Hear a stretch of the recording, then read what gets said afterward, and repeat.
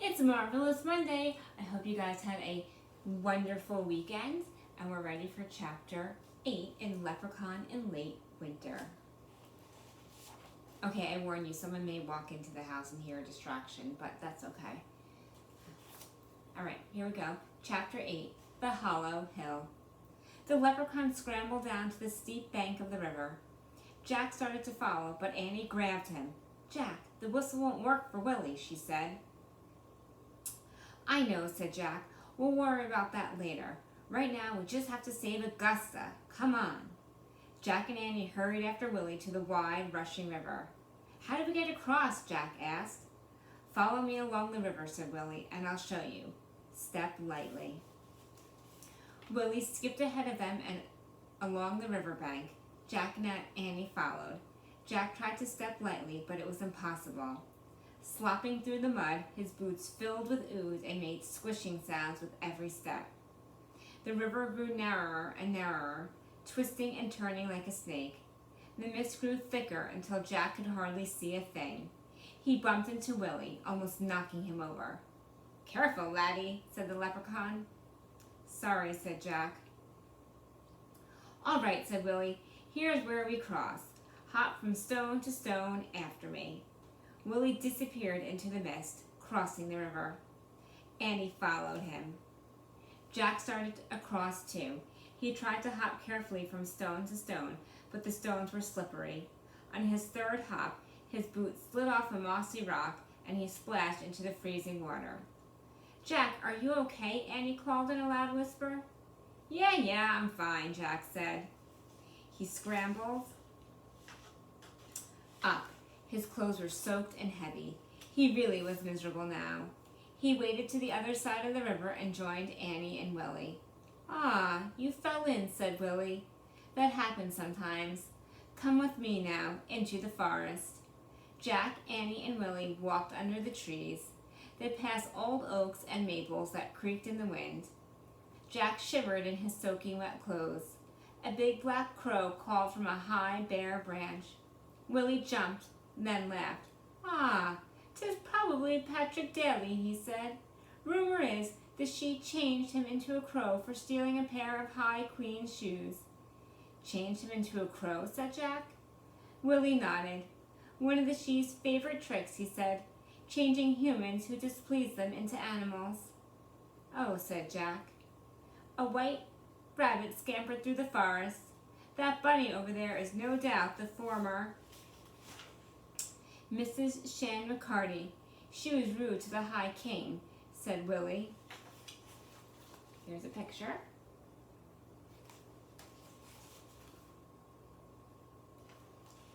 "Rude to the High King," said Jack. He was starting to feel like he was trapped in a nightmare. "The she cannot bear the rudeness of humans," said Willie. "Look there." He pointed to a fawn peeking out from behind a fir tree. "Aw, it's so cute," said Annie. "Cute? Maybe. Maybe not," said Willie. Could easily be old John Foley. I heard he was changed just for being a grouch. Come along." Willie led Jack and Annie through the forest until they came to a tangle of briars and brambles. "The hollow hill of the she lies just beyond this thicket," he said to them. "Do you still want to go and find your friend?" "Yes," Jack and Annie both whispered. "Then off you go, and good luck to you," said Willie, tipping his hat. "What? Aren't you coming with us?" said Jack. "Oh my, no," said Willie. "The she would be furious if they knew I'd shown humans the path to their secret hiding place. And I certainly don't want to live the rest of my life as a weasel." "But won't they be angry at us for finding their secret hiding place?" said Jack. "Possibly," said Willie. "Here's what I recommend you do. Politely tell the High King and the High Queen that you've just come looking for your dear friend to take her back to her loving family. The she places very great value on friendship and family." "Okay," said Jack. "Friendship and family. And remember, be simple, direct, and honest at all times," said Willie. "Simple, direct, honest," repeated Jack. "And polite, that's the most important. Very, very polite," said Willie. "Very polite," said Annie. "Got it."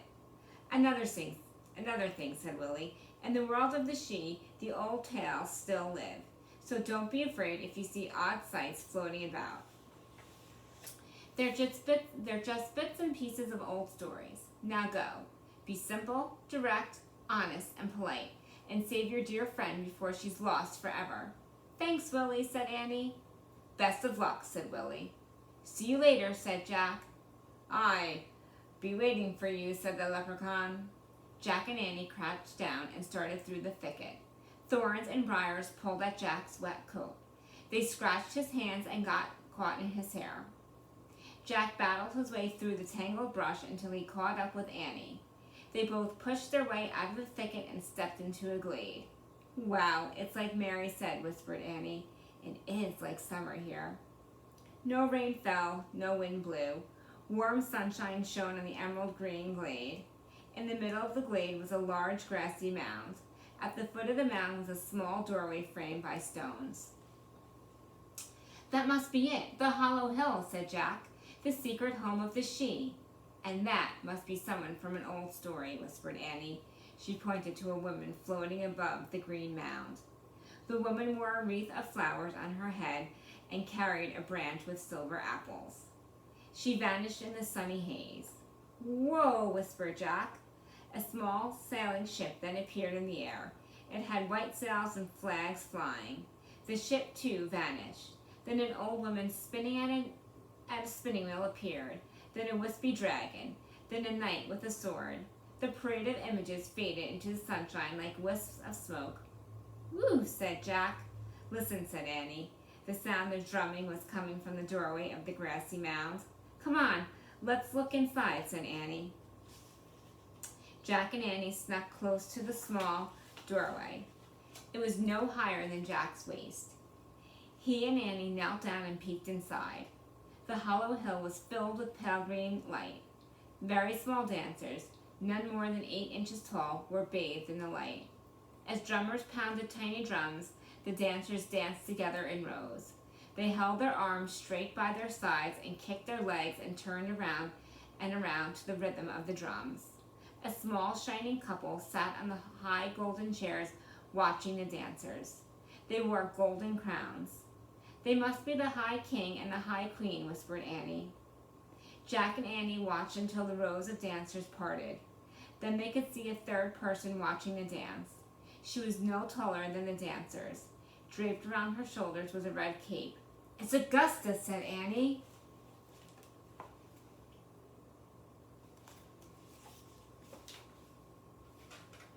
Chapter 9, on Terrific Tuesday.